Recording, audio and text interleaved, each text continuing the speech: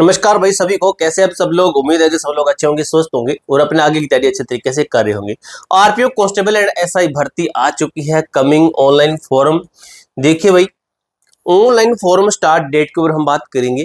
Constable and SI दोनों के ऊपर बात करेंगे। टोटल 5500 पोस्टें बताई जा रही है। अब बदलाव, जो नए बदलाव है, क्या ये बदलाव लागू होंगे या नहीं होंगे? अगर होते हैं तो कौन से बदलाव हमें देखने को मिल सकते हैं? ठीक है, आपकी उम्र, जो पूरी जानकारी, एज है, आपकी हाइट, वेट, चेस्ट है, आपकी क्वालिफिकेशन एसआई एंड कांस्टेबल की है, आपका एग्जाम का पैटर्न है, आपका एग्जाम का पूरा सिलेबस है, किस तरीके का पेपर आएगा, हमें किस तरीके से तैयारी करनी पड़ेगी। ठीक है, चयन प्रक्रिया, सिलेबस, परीक्षा पैटर्न, पूरी जानकारी आपको इस एक ही वीडियो के अंदर मिलने वाली है। वीडियो को लाइक और चैनल को सब्सक्राइब कर लेना। वीडियो को लास्ट तक देखिएगा, आपको एक एक चीज क्लियर कर समझ में आने वाली है। आपको ना, देखिए, आपको एक मैं टेलीग्राम ग्रुप बता रहा हूं। हमारे टेलीग्राम ग्रुप का नाम है A to Z forum 01। Link description box के अंदर देगा। उस टेलीग्राम ग्रुप के अंदर ज्वाइन हो जाते हो तो वहां पर आपको सभी भर्तियों की अपडेट है वो दी जाती है। ठीक है, वहां पर सभी भर्तियों की अपडेट दी जाती है, तो उसके अंदर ज्वाइन है ना। आरपीएफ 2026 कांस्टेबल और सब इंस्पेक्टर एसआई भर्ती चयन का पूरा ब्लूप्रिंट मिशन, नए सीपीएफ नियम। ठीक है, सीपीएफ के नियम, परीक्षा पैटर्न और स्टिक रणनीति। देखिए, सीपीएफ के अगर रेलवे नहीं करवाता है तो ये भर्ती सीधा सीधा सीपीएफ के अंडर में जाएगी। जैसे सीपीएफ के अंडर में जाती है तो सीपीएफ के अंदर आपके सभी फोर्सेस आते हैं, जैसे बीएसएफ, सीआरपीएफ, आईटीबीपी हो गया, असम राइफल अलग से आता है और शायद एसएसबी भी अलग से होता है। बाकी की फोर्सेस इसी के अंदर होती है। ये सभी फोर्सेस को यही हैंडल करता है, तो इसी के अंडर आपकी आएगी। ठीक है, इसके अंदर भी देखेंगे, पूरी आगे की रणनीति देखेंगे हम विज्ञापन सहित। ठीक है, अब देखिए भाई, आपका जो नोटिफिकेशन, इसके सहित की बात हो रही है। सबसे पहले मैं बात करूं कि सबसे बड़ा बदलाव अब सीएपीएफ की तर्ज पर होंगे शारीरिक मापदंड। ठीक है, अब सीएपीएफ करवाएगा तो वो तो अपनी फोर्सेस के अकॉर्डिंग हाइट, वेट, चेस्ट लेगा।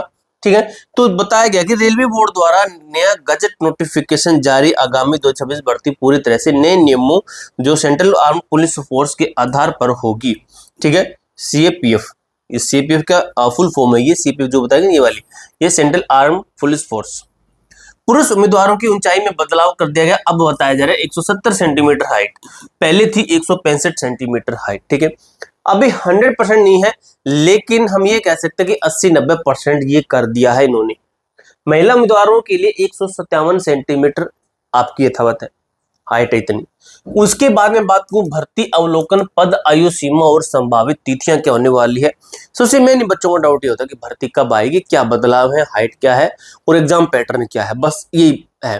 और उससे ज्यादा डाउट में होते हैं कि पोस्टिंग कितनी होगी, सब इंस्पेक्टर की कितनी होगी और कांस्टेबल की कितनी होगी।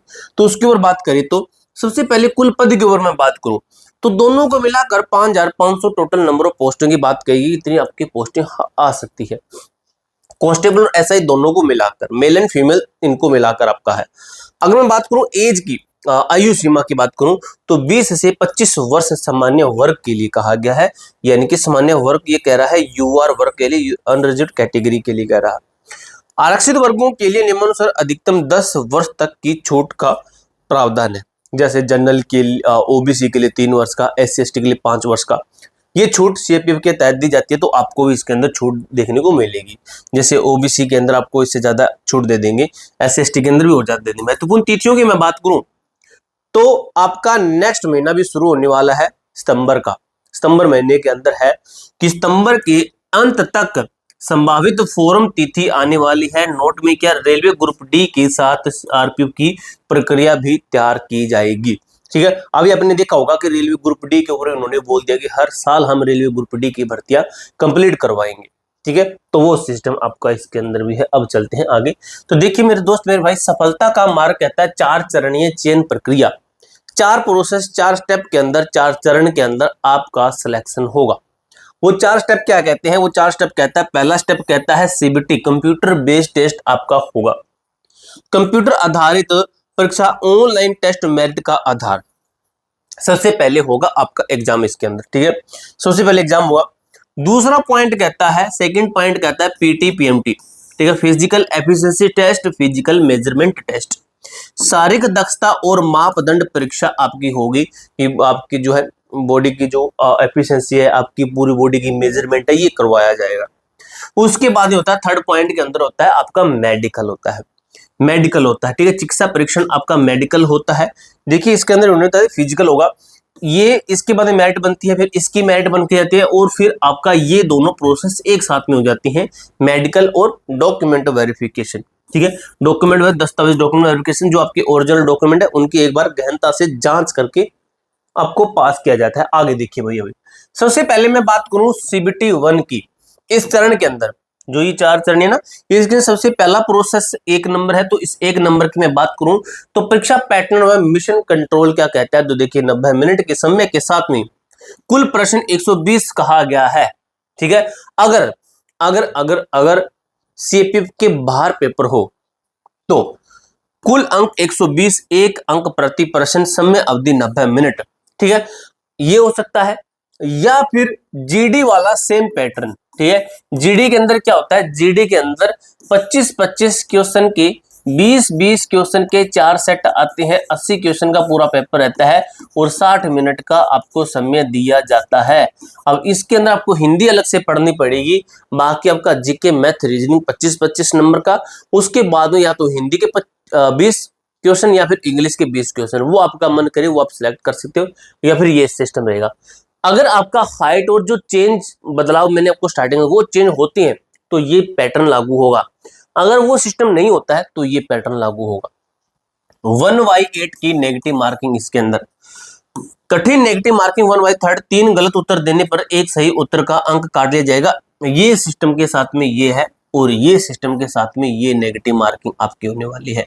अब आया समझो आपको अच्छे तरीके से। पाठ्यक्रम और अंक भार की मैं बात करूं तो सामान्य जीके के 50% अगर ये पैटर्न होता है तो, ठीक है। इसका तो मैंने बता दिया, 20-20 क्वेश्चन के 4 सेट आएंगे। अगर ये पैटर्न रहता है तो आपका ये बताएगा 50% आपके जीके के और 35% ये अलग अलग कर दिया, रीजनिंग के 35% आएंगे, इस तरीके से इसके अंदर बताया गया है। देखिए कंपटीशन हाई आता है, गणित और रीजनिंग कुल 70 अंक में पूरे अंक स्कोर करना सिलेक्शन की पूंजी है, क्योंकि जीके जिसमें सभी का स्तर लगभग समान रहता है, जीके के अंदर हाथ तंगे होता है, सभी का होता है ये बात। चरण 2 शारीरिक मापदंड की मैं बात करूं तो हाइट भाई 170 सेंटीमीटर, अगर वो जीडी वाला सेम सिस्टम होता है सीपी के अंडर करते हैं तो महिला की 157 सेंटीमीटर ये है आपकी, किसके लिए कांस्टेबल का ऐसा बताया नहीं भाई। सीना चेस्ट की बात करूं तो 80 से 85 सेंटीमीटर महिलाओं के लिए लागू नहीं है। देखिए पुरुष उम्मीदवारों के लिए सीने में न्यूनतम 5 सेंटीमीटर का फुलाव अनिवार्य है, आरक्षित श्रेणियों को नियमानुसार छूट भी इसके अंदर दी गई है चेस्ट के अंदर। अब बात करें कि आपका फिजिकल पीटी आपका कैसे होगा, तो आपकी दौड़ होगी 1600 मीटर 5 मिनट 45 सेकंड के अंदर, 800 मीटर 3 मिनट 40 सेकंड के अंदर फीमेल की, ये मेल की है। लंबी कूद मेल 14 फीट, महिला की 9 फीट। ऊंची कूद 4 फीट पुरुष की, 3 फीट महिला के।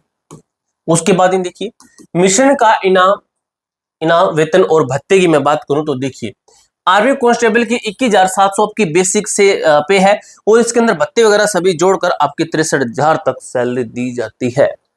बेसिक पे 35,000 सब इंस्पेक्टर की, और सैलरी सब कुछ ये भत्ते वगैरह जोड़कर 80,000 आपकी पर महीने सैलरी दी जाती है।